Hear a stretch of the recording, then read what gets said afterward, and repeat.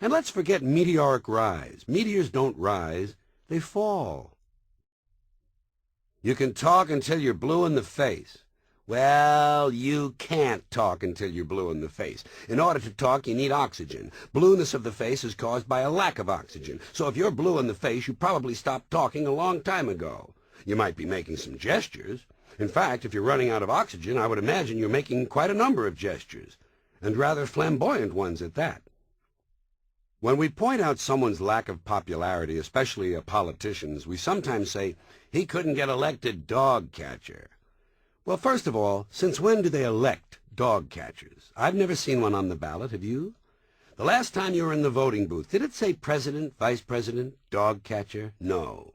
And why do they imply that getting elected dog catcher would be easy? I think it would be hard. A lot of people have dogs. They wouldn't vote for you, and many of the people who don't have dogs still like them. I should think it would be quite difficult to get elected dog catcher. One thing leads to another. Not always. Sometimes one thing leads to the same thing. Ask an addict. The pen is mightier than the sword, needs to be changed, needs to be updated. It's overdue. It should have been changed much earlier in the 20th century to the typewriter is mightier than the machine gun. But at this point it should probably read, the word processor is mightier than the particle beam weapon. Unidentified person.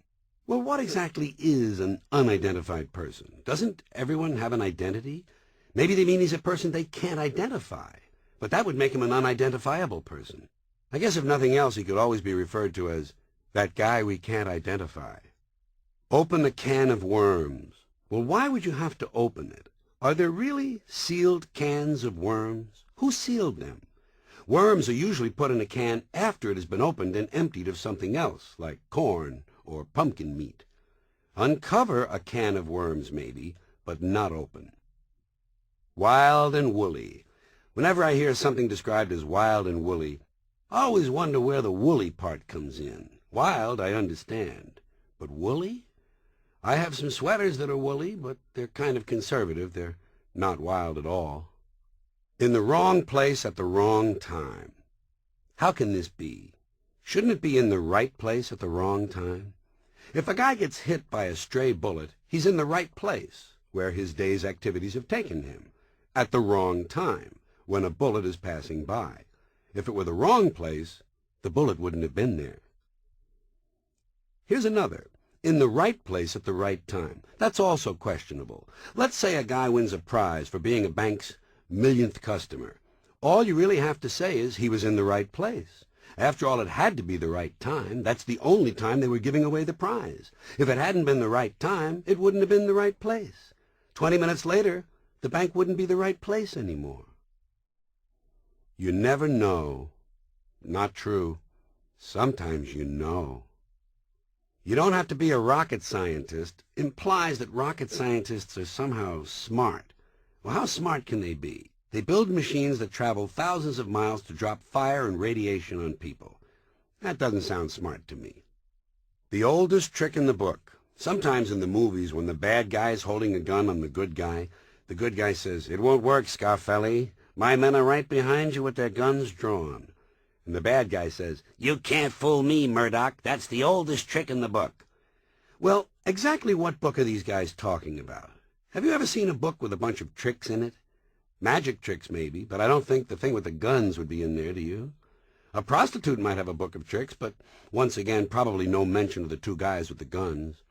And anyway, even if there really were a book with a lot of tricks in it, how would you know which trick was the oldest? They were all printed at the same time. You'd have to say, "You can't fool me, Murdoch. That's the trick that appears earliest in the book." But I guess that's not good movie dialogue, is it?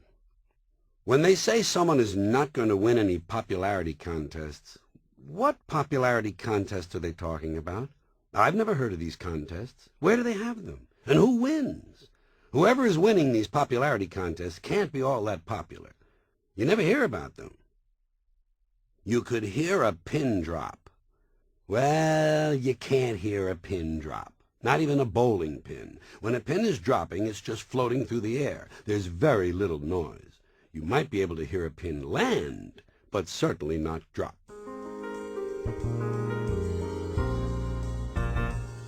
Here are some more of my favorite redundant expressions.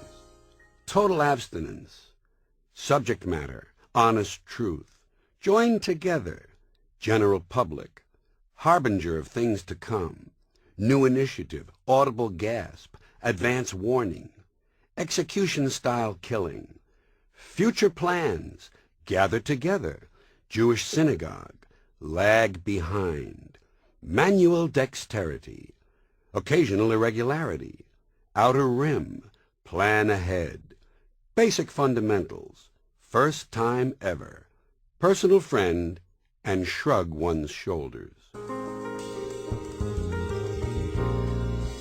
I call this peace on you. I'm not disturbed by war. To me, it's more like entertainment. War may be a lot of things, but it's never a bad show. It's the original greatest show on earth. Otherwise, why would they call it a theater of war? I love it. And as far as I'm concerned, the show must go on. But I realize there are some people who really worry about this kind of thing, and so, as a good citizen, I offer 2 ideas for peace. It's the least I can do. Many people work on war plans. Not too many work on peace plans. They even have a war college at Fort McNair, Washington. They call it the National Defense University, but it's a war college. They don't have a peace college. And they have war plans for every contingency, no matter how remote. If Easter Island gives us some crap tomorrow, we have a plan in a computer that tells us exactly how to thoroughly bomb the shit out of Easter Island. You name the country, we've got the plan. Chad, Myanmar, Upper Volta, Burkina Faso, Liechtenstein. Just give us some crap, and we'll come there and bomb the shit out of you, 'cause we've got a plan. Well, so do I. 2 of them. My first plan is worldwide, year-round, non-stop folk dancing. In short, everyone in the world would be required to dance all the time. It leaves very little time for fighting, and what combat does occur is inefficient because the combatants are constantly in motion. When it was suggested that this plan might be impractical, I offered an alternative, wherein only half the people would be dancing at any given time. The problem with this was the distinct possibility that while half the people were dancing, the other half would be robbing their homes. So now I've stripped it down to a symbolic plan. 24-hour non-stop worldwide folk dancing once a year. Each year, on a designated day, everyone in the world would stop what they were doing and dance for 24 hours non-stop. Any kind of dancing you want. Square dance, minuet, grind, Peabody, cakewalk, mazurka, samba, mashed potato, doesn't matter. Just get out there and dance. Even hospital patients, shut-ins, cripples, and people on life support. If you're too sick to dance, you just die. While the doctors and nurses keep dancing. Wouldn't this be a good way to weed out the weaker people? Dance or die. Natural selection with a beat.